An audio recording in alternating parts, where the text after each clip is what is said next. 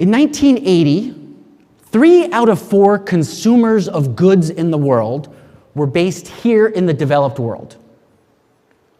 Within the next 10 years, 3 out of 4 consumers in the world of goods and services will be based in the developing world.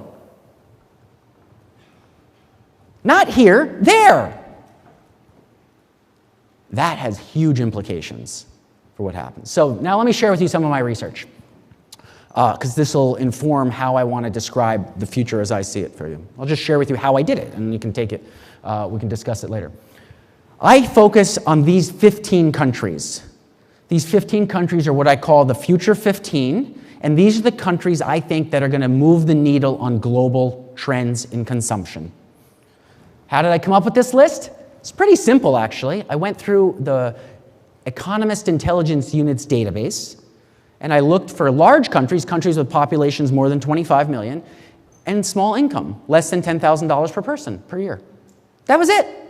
There were 80 countries in the list to begin with. They don't have data on some of the smaller African countries or some of the smaller Eastern European countries. But anyway, they had data on 78 countries, only 15 of which went through this filter.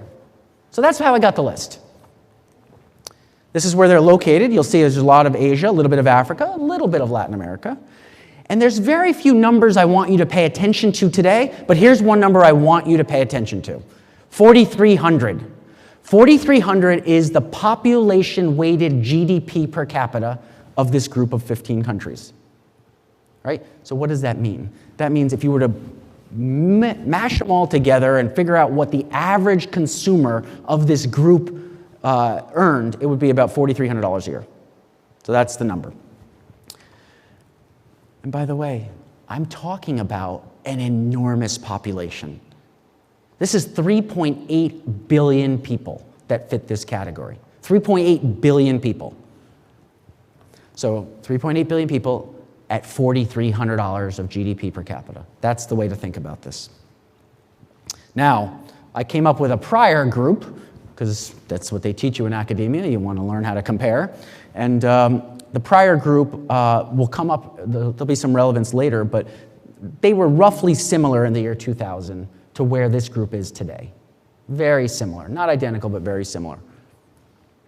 Okay, so let me just dive into the big trends, the sparks that fly when convergence occurs between population and income. First one, when you put more money into someone's pocket, they consume more meat.